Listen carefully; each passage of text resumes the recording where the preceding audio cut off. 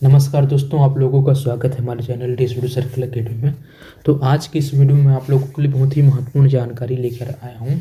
जैसे कि मैंने पिछले वीडियो में आप लोगों को बताया था, राष्ट्रीय साधन सह प्रवीण छात्रवृत्ति परीक्षा एनएमएस एग्जाम्स का जो फॉर्म है 2023-24 के लिए भराना स्टार्ट हो चुका है। उसके लिए ऑफिशियल नोटिफिकेशन आ चुका है और फॉर्म भराना जारी है। तो आप लोग बिल्कुल फॉर्म भर सकते हैं। फॉर्म भरने का लास्ट डेट 8 सितंबर 2023 तक है और इसका एग्ज़ाम्स जो होना है 10 दिसंबर को होना है। ठीक है, तो आप लोग फॉर्म 8 सितंबर तक भर सकते हैं और 10 दिसंबर को, ठीक है ध्यान रखिएगा, 10 दिसंबर 12 महीना को आपका एग्ज़ाम्स होना है। तो आप लोग बिल्कुल इस फॉर्म को भर लीजिए। अभी डेट है, समय है, अभी तक फॉर्म नहीं भरे हैं तो ठीक है। और इस वीडियो को ज़्यादा से ज़्यादा लोगों तक शेयर करें ताकि वे भी फॉर्म भरें और राष्ट्रीय साधन सह प्रवीण छात्रवृत्ति परीक्षा में बैठे और छात्रवृत्ति प्राप्त करने के अवसर प्राप्त कर सकें। और ये छात्रवृत्ति जो है आप लोगों की पढ़ाई में पूरा हेल्प होगा। ठीक है, आप लोग पीएचडी करोगे तब तक के आप लोगों को छात्रवृत्ति मिलेगा। तो आप लोग बिल्कुल इस परीक्षा में बैठिए और अपनी तैयारी को बेहतर ढंग से करने के लिए हमारे चैनल के साथ जुड़िए। तो चलिए इसके पूरी डिटेल के चर्चा करते हैं। ठीक है, तो भारत सरकार शिक्षा मंत्रालय, स्कूल शिक्षा और साक्षरता विभाग, नई दिल्ली द्वारा राष्ट्रीय साधन सह प्रवीण छात्रवृत्ति योजना के अंतर्गत राज्य के कक्षा 8वीं में अध्ययनरत आर्थिक रूप से कमजोर वर्ग के मेधावी विद्यार्थियों के लिए छात्रवृत्ति प्रदान की जाती है। ठीक है, और उक्त योजना के अंतर्गत छात्रवृत्ति प्राप्ति हो तो राष्ट्रीय साधन सह प्रवीण छात्रवृत्ति सत्र 2023-24 के लिए राज्य शैक्षिक अनुसंधान एवं प्रशिक्षण परिषद छत्तीसगढ़ रायपुर द्वारा राज्य के प्रत्येक विकास खंड के निर्धारित परीक्षा केंद्र कुल 146 में आयोजन हेतु निःशुल्क ऑफलाइन आवेदन आमंत्रित किया जाता है। एनएमएस परीक्षा में सम्मिलित होने की पात्रता: छत्तीसगढ़ शासन द्वारा संचालित शासकीय विद्यालय, शासकीय अनुदान प्राप्त विद्यालय, स्थानीय निकाय, लोकल बॉडी विद्यालय के कक्षा 8वीं सत्र, ठीक है 2023-24 में अध्ययनरत विद्यार्थी जो पिछली कक्षा 7वीं में 55% अंक और एससी एसटी के लिए कम से कम कितना होना चाहिए, 50% अंक होना चाहिए, 5% छूट के साथ। ठीक है, उत्तीर्ण होना जरूरी है 7वीं का एग्ज़ाम को। ठीक है, तो परीक्षा के लिए परीक्षा दिलाने के लिए मतलब 7वीं में 55% अंक होना चाहिए और एससी एसटी के लिए 5% छूट है, तो मतलब 50% अंक होना अनिवार्य है। और विद्यार्थी के पिता पालक की वार्षिक आय जो है 3.5 लाख, ठीक है 3,50,000 रुपये से अधिक नहीं होना चाहिए। तो वे क्या कर सकते हैं, इस एग्ज़ाम में पार्टिसिपेट कर सकते हैं, भाग ले सकते हैं। ठीक है, शासन द्वारा प्रदत्त छात्रवृत्ति योजना के अंतर्गत चयनित विद्यार्थियों को किसी एक छात्रवृत्ति का लाभ मिल सकेगा। ठीक है, एनएमएस के लिए छत्तीसगढ़ राज्य हेतु कुल आवंटित कोटा जो है 2,246 है। ठीक है, तो एनएमएस एग्जाम्स के लिए छत्तीसगढ़ राज्य हेतु कुल आवंटित कोटा की अगर बात करें तो 2,246 है। ठीक है, नोट: केंद्रीय विद्यालय हो गया और नवोदय विद्यालय हो गया, अशासकीय विद्यालय हो गया, आवासीय विद्यालय में पढ़ने वाले जो छात्र हो गए, ठीक है, जहाँ विद्यालय, आवास और भोजन जैसी सुविधाएं प्रदान की जाती है, तो इनके जो बच्चे हैं इस फॉर्म को क्या कर सकते हैं, भर नहीं सकते। मतलब इसके लिए मतलब क्योंकि उनको ऑलरेडी ही सुविधाएं प्रदान किया जा रहा है गवर्नमेंट के द्वारा। ठीक है, आवासीय विद्यालय परिसर में अगर पढ़ रहे हैं, नवोदय विद्यालय में पढ़ रहे हैं, केंद्रीय विद्यालय में पढ़ रहे हैं, ठीक है, तो उनके लिए मतलब पहले से ही मतलब आवासीय परिसर में रहने वाले विद्यार्थियों के लिए शिक्षा प्रदान करता है, जहाँ विद्यालय जो है, आवास और भोजन जैसी सुविधाएं प्रदान की जाती है। ठीक है, तो उनको छात्रवृत्ति का मतलब लाभ नहीं ले सकते बच्चे। ठीक है, क्योंकि उनको ऑलरेडी मतलब पहले से ही मतलब आवास और भोजन जैसी सुविधाएं प्रदान कर रहे हैं गवर्नमेंट के द्वारा छात्रवृत्ति। ठीक है, तो उक्त योजना के अंतर्गत एनएमएस परीक्षा में चयनित विद्यार्थियों को कक्षा 9वीं से 12वीं तक की प्रति माह 1,000 रुपये छात्रवृत्ति प्रदान की जाती है। ठीक है, तो आप लोगों को प्रति माह 9वीं से 12वीं तक के 1,000 रुपये छात्रवृत्ति प्रदान की जाएगी। उसके अलावा आप लोग जैसे ही 10th में जाते हैं ना, तो 10th वालों के लिए होता है एनटीएससी एग्जाम्स। ठीक है, स्टेज 1 और स्टेज 2 दोनों होता है उसमें। ठीक है, स्टेज 1 राज्य स्तर में होता है और स्टेज 2 जो है नेशनल लेवल में होता है। ठीक है, तो वो एग्ज़ाम्स क्वालिफाई करना पड़ता है, तो आपको वहाँ पे कॉलेज में और आप जब तक के पीएचडी करते हैं तब तक के आपको स्कॉलरशिप मिलता रहता है। ठीक है, तो आप लोग उस एग्ज़ाम्स को भी दिलाइएगा जब 10th में चले जाएंगे। तो अभी फ़िलहाल इस एग्ज़ाम्स को आप लोग अच्छे से दिलाइए। ठीक है, बिल्कुल आप लोगों को 9वीं और 12वीं में प्रति महीना 1,000 रुपये, 9वीं से 12वीं तक के आपको 1000 रुपये प्रति माह अगर मिलेंगे तो बहुत ही हेल्प होगा ना आप लोगों को। ठीक है, तो बिल्कुल आप लोग इस एग्ज़ाम्स को दिलाइए। ठीक है, आवेदन में संलग्न किए जाने वाले आवश्यक दस्तावेज मैंने पिछले वीडियो में भी चर्चा किया है। आय प्रमाण पत्र चाहिए आपको, और अंक सूची चाहिए, और जाति प्रमाण पत्र चाहिए। ठीक है, अगर आप लोग बिलोंग करते हैं अनुसूचित जाति SC एवं अनुसूचित जनजाति ST से, ठीक है, तो आप लोगों को सक्षम अधिकारी द्वारा विद्यार्थी के नाम पर जारी जाति प्रमाण पत्र चाहिए। ठीक है, आवेदन पत्र जमा करने की अंतिम तिथि 8 सितंबर 2023 है। ठीक है, ये सारे महत्वपूर्ण डेट्स के बारे में मैंने पिछले वीडियो में चर्चा कर दिया है। ठीक है, प्राचार्य प्रधान पाठक द्वारा सत्यापित किए गए पूर्णतः भरे हुए आवेदन पत्र में आवश्यक दस्तावेज संलग्न कर प्रवेश पत्र के साथ अध्ययनरत विद्यालय में 8 सितंबर 2023 तक जमा करें। अपूर्ण आवेदन निरस्त होने पर विद्यार्थी स्वयं जिम्मेदार होंगे। ठीक है, अपूर्ण आवेदन प्रक्रिया जो है पूर्णतः निःशुल्क है। ठीक है, ध्यान रखिएगा, आवेदन करने के लिए आपको कोई शुल्क नहीं देना है।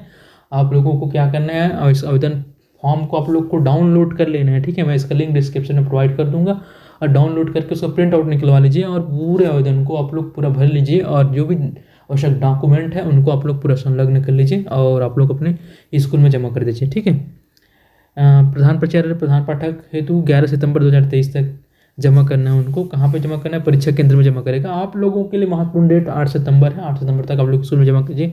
ठीक है, बाकी आप लोग को टेंशन लेने की जरूरत नहीं है। ठीक है,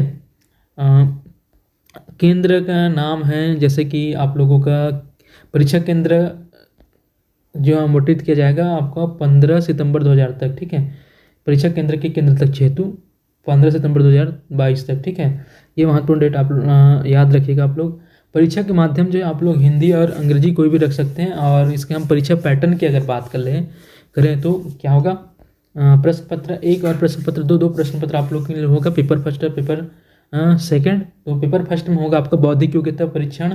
ठीक है, MAT MET, और पेपर 2 होगा आपका शैक्षिक योग्यता परीक्षण SET SAT। ठीक है, और प्रत्येक वस्तुनिष्ठ प्रश्न पर 1 अंक निर्धारित रहेगा, और कुल प्रश्न 90 प्रश्न होगा। ठीक है, पहले पेपर में 90 प्रश्न होगा, और सेकेंड पेपर में भी क्या होगा, 90 प्रश्न होगा, और प्रत्येक वस्तुनिष्ठ प्रश्न पर 1 अंक निर्धारित रहेगा। ठीक है, इस प्रकार से 2 पेपर होंगे आप लोगों का। अगर हम बात करें बौद्धिक योग्यता परीक्षण मैट में 90 प्रश्न और 90 अंक होगा, और उसी प्रकार से हम शैक्षिक योग्यता परीक्षा SET की अगर बात करें तो इसमें आप लोगों का गणित से क्वेश्चन पूछे जाएंगे, विज्ञान से पूछे जाएंगे, और सामाजिक विज्ञान से क्वेश्चन पूछा जाएगा। ठीक है, तो SET के लिए आप लोगों को मैं क्लासेस अवेलेबल करवा दूंगा, और गणित का हो गया, विज्ञान का हो गया, और सामाजिक विज्ञान से रिलेटेड सारे जो MCQ टाइप्स क्वेश्चन पूछते हैं उनसे रिलेटेड वीडियो आप लोगों को अवेलेबल करा दूंगा। तो गणित से यहाँ पे आप लोगों को 20 प्रश्न देखने को मिलेगा, विज्ञान से 35 प्रश्न देखने को मिलेगा, और सामाजिक विज्ञान से 35 प्रश्न देखने को मिलेगा। ठीक है, तो इस प्रकार से कुल 90 अंक 90 प्रश्न आप लोगों को देखने को मिलेगा।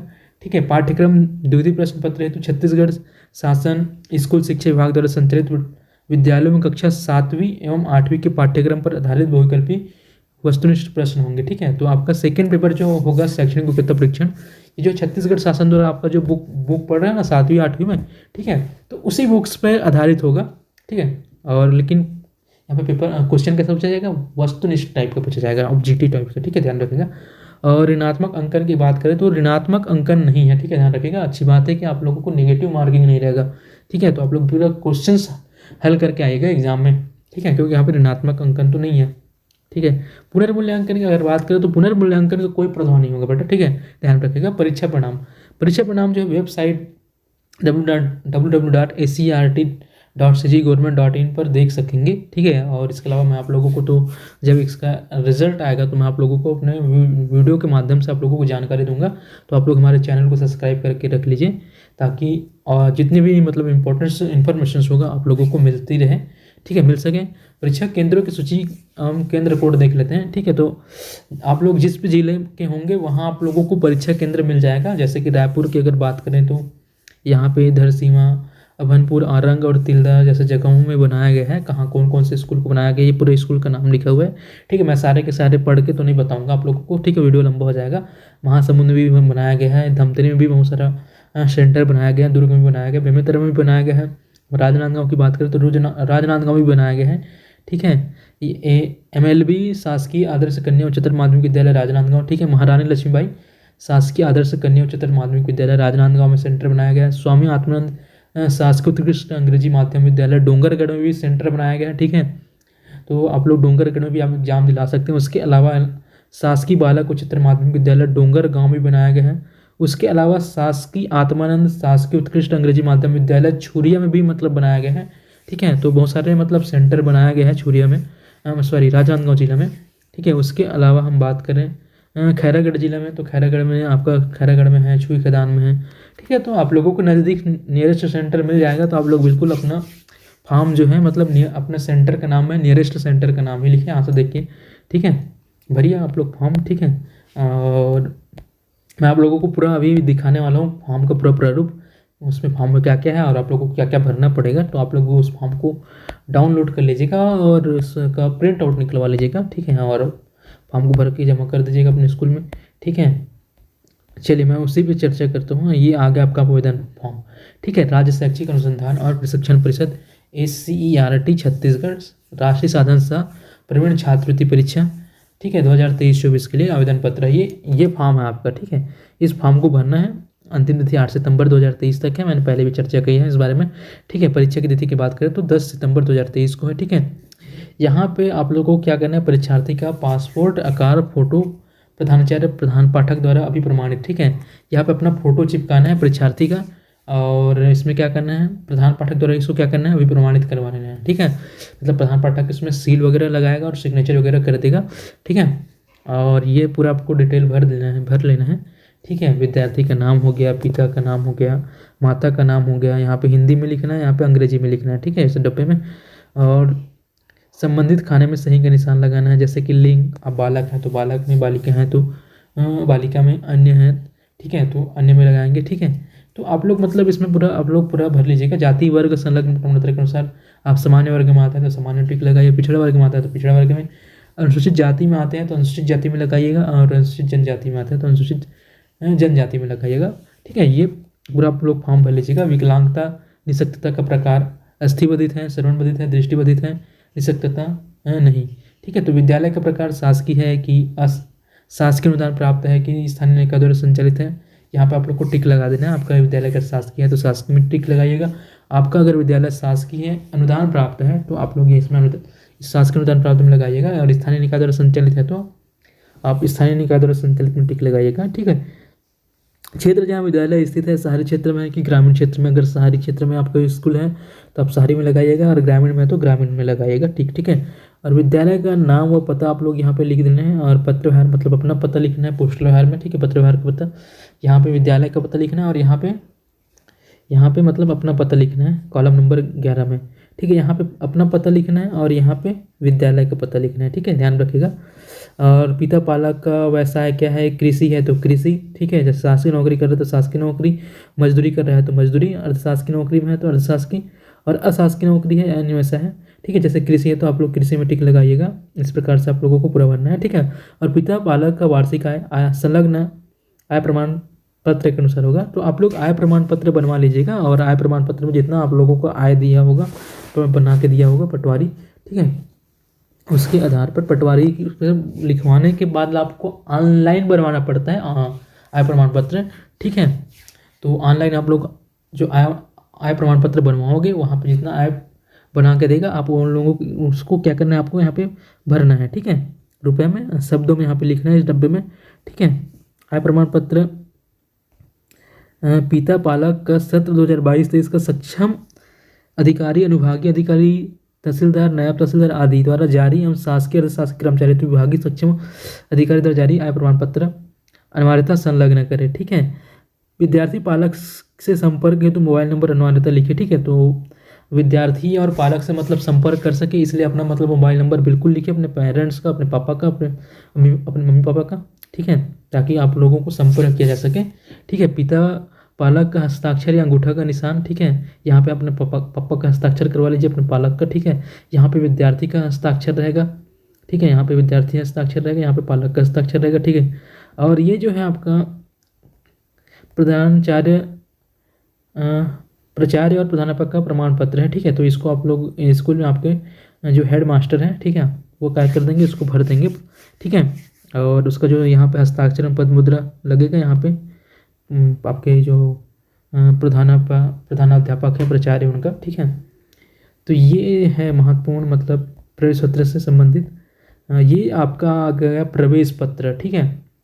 इस प्रवेश पत्र में आपका रोल नंबर वगैरह जो है वहाँ से आपको मिलेगा। परीक्षा केंद्र का नाम आप लोग को खुद भरना है, ठीक है। कौन सा परीक्षा केंद्र में आप लोग एग्जाम दिलाना चाहते हैं, ठीक है। आपके नियरेस्ट एग्जाम सेंटर भरिए आप लोग, ठीक है। आप लोगों से पूरा PDF मैंने बताया है, उस PDF से देख लीजिएगा कहाँ कहाँ पे सेंटर है आपके ज़िले में, ठीक है। उस हिसाब से आप लोग भरिएगा।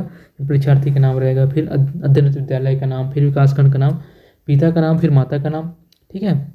शिक्षक के हस्ताक्षर पेपर 2 पाली फर्स्ट पाली सेकंड में, ठीक है। हस्ताक्षर मुहर। तो परीक्षार्थी के लिए निर्देश है, क्या क्या निर्देश है।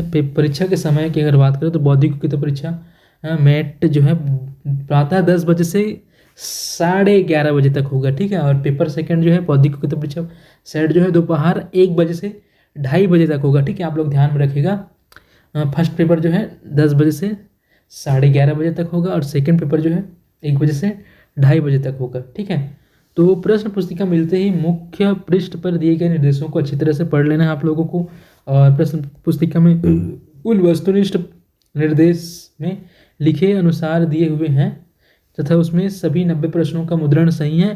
किसी भी प्रकार की त्रुटि होने पर 10 मिनट के अंदर शिक्षक को सूचित कर सही प्रश्न पत्र प्राप्त कर सकते हैं, ठीक है। अगर आपको जो भी मतलब प्रश्न पत्र मिले हैं, प्रश्न पुस्तिका, उसको आप लोग को निर्देश को पूरा पढ़िए और उसको देखिए कि 90 प्रश्न उसमें सही से प्रिंट है कि नहीं। अगर किसी भी प्रकार के आप लोग को प्रश्न पत्र में त्रुटि दिखता है तो आप लोग 10 मिनट के अंदर क्या कर सकते हैं, अपने शिक्षक को सूचित करके सही प्रश्न पत्र प्राप्त कर सकते हैं, मतलब दूसरा प्रश्न पत्र प्राप्त कर सकते हैं, ठीक है। और OMR उत्तर पत्रक में निर्दिष्ट स्थानों पर समस्त प्रविष्टियाँ दिए गए निर्देश अनुसार भरने के अतिरिक्त कुछ न लिखे, ठीक है। जो आप लोगों को OMR शीट दिया जाएगा उसमें आप लोगों को कुछ भी अतिरिक्त चीज़ें नहीं लिखनी है। जो आप लोगों को निर्देश अनुसार जो भी चीज़ें लिखने के लिए दिया रहेगा वही लिखना है, ठीक है।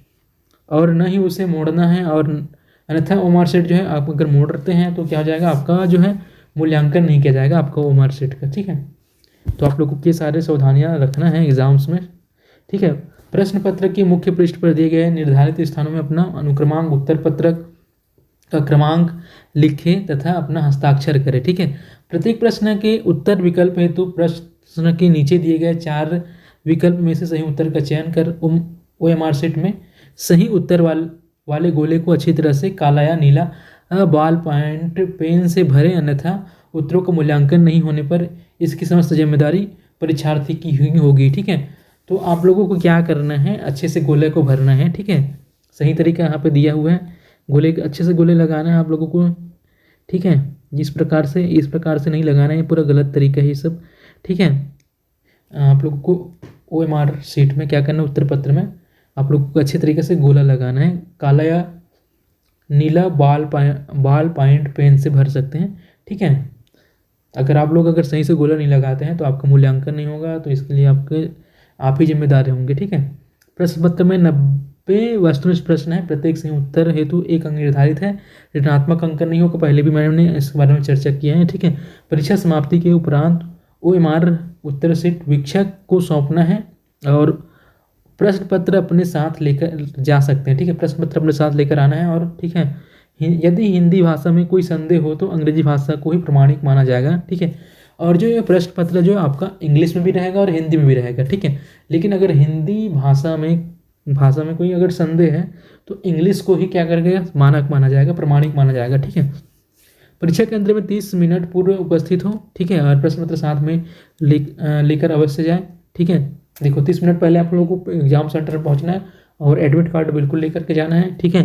परीक्षा इलेक्ट्रॉनिक उपकरण जैसे घड़ी हो गया, पर्स हो गया, स्कार्फ हो गया या अन्य नकल संबंधित सामग्री लेकर परीक्षा केंद्र में आप लोगों को प्रवेश नहीं करना है, ठीक है। नकल संबंधी सामान लेकर, ठीक है, वो सब क्या है, पूर्णतः वर्जित है, ठीक है।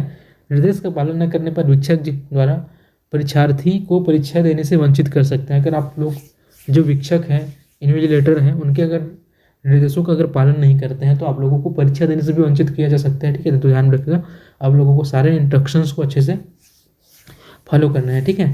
विद्यार्थियों को परीक्षा केंद्र तक आने जाने के लिए किसी प्रकार का यात्रा भत्ता नहीं दिया जाएगा। ठीक है, तो आप लोगों को मतलब परीक्षा देने के लिए आप लोग जा रहे हैं तो उसके लिए आप लोगों को कोई भी मतलब भत्ता वत्ता का प्रावधान नहीं है। ठीक है, तो ध्यान रखिएगा ये सारे महत्वपूर्ण निर्देश। ठीक है, तो आशा करता हूँ आप लोगों को सारी जानकारी कंप्लीट मिल चुका होगा। इसके अलावा और भी कोई संदेह होगा तो आप लोग बिल्कुल कमेंट करके कमेंट बॉक्स में पूछ सकते हैं। ठीक है, और इसके लिए मैं आप लोगों को कंटेंट अवेलेबल कराना स्टार्ट कर दूंगा, तो आप लोग हमारे चैनल को सब्सक्राइब कर लीजिए और इसको ज़्यादा से ज़्यादा लोगों तक शेयर करें ताकि सभी लोग अपने एग्ज़ाम्स की तैयारी बेहतर ढंग से कर सके और पूरी तैयारी हमारे द्वारा हमारे चैनल के माध्यम से करवाया जाएगा। ठीक है, तो आप लोग बिल्कुल सब्सक्राइब कर लीजिए। धन्यवाद।